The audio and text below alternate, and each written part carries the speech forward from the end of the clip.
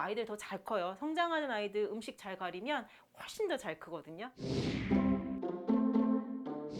쌀미음 시작하고 그 다음에 보통 뭐 야채 시작하고 그 다음에 육식으로 넘어가고 뭐 그러는데 그 조금 체질을 알 수 있으면 엄마하고 아빠하고 체질을 둘 다 안다 그러면 아이는 어쨌거나 엄마 체질이나 아빠 체질을 받는 거니까 거기서 조금 정보를 얻고 이유식을 할 때도 참고하시면 되게 좋아요. 이제 예를 들어 저희 애를 이렇게 좀 예를 들어보면 우리 애가 엄마는 소양인 아빠는 소음인이었단 말이죠. 그래서 소양인 음식을 줄까 소음인 음식을 줄까 이렇게 하다가 물론 처음에는 쌀미음은 가장 성질이 평평한 거이기 때문에 거기엔 트러블이 안 생겼는데 이제 엄마가 소양인이어서 소양인이 아닐까 하는 생각도 있고 소음인이 아닐까 하는 생각들이 있으면서 뭐 단호박이라든지 우리가 뭐 브로콜리 수분 해준다든가 쌀미음하고 이런 걸 하면서 우리 애가 아토피가 조금씩 심해지는 거예요. 그래서 그때 얼른 캐치를 해야 되죠. 엄마는 이제 정보를 기본적인 베이스 정보가 아빠 체질이나 엄마 체질을 알고 있다면 조금 더 쉬울 거예요 아마.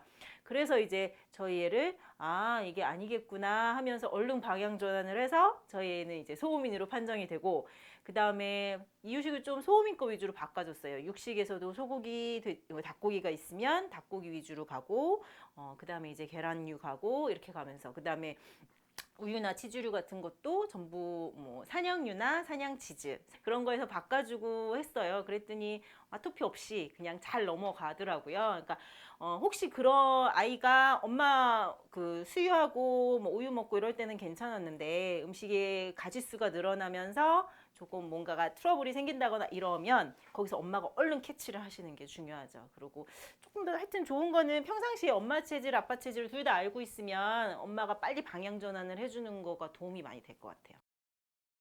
이제 아무래도 우리가 엄마가 직접 수유를 했다거나 이거는 엄마 몸에서 한번 필터링을 거쳐서 아이에게 가는 거기 때문에 그래도 조금 알러지가 일어난다거나 어떤 그런 것들은 확률은 좀 낮아요. 이제 아이에게 직접 위장관으로 들어가는 음식이 이유식이니까 이유식을 통해서 첫 번째 체질 테스트가 된다고 볼 수 있겠죠. 예.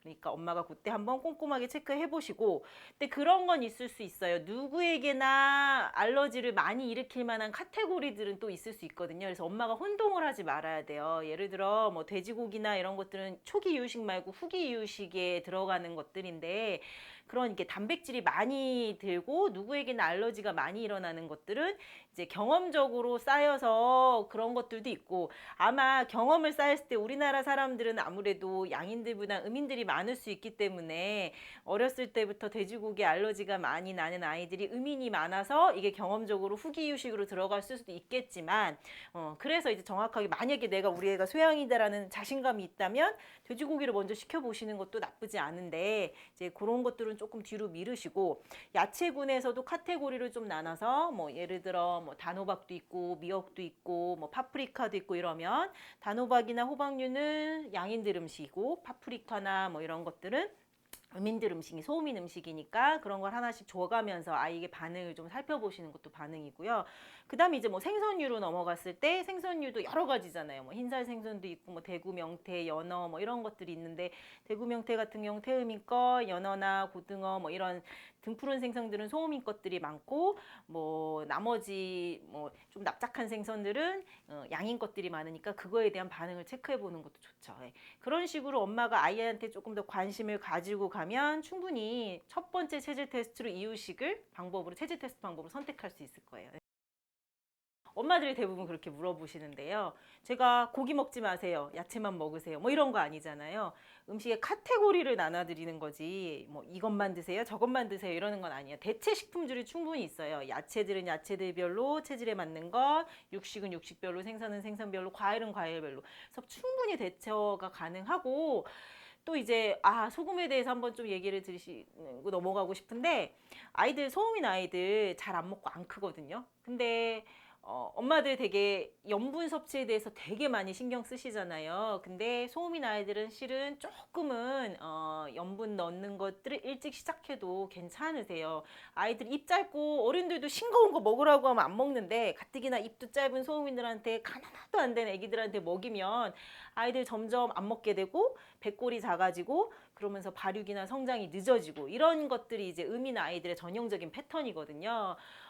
결론적으로 어쨌든 간 체질식을 한다고 해서 너무 어머님들이 강박증을 애가 영양실조에 걸리지 않을까 이렇게 강박관념 없으셔도 되고요. 오히려 체질식을 해서 대신 이제 뭐 야채만 먹여라 고기만 먹여라라는 건 아니니까 골고루 먹이시되 좋은 음식을 선택할 수 있는 기회를 드리는 거니까 그럼 아이들 더 잘 커요. 성장하는 아이들 음식 잘 가리면 훨씬 더 잘 크거든요. 그러니까 참고하시는 것이 좋을 것 같아요.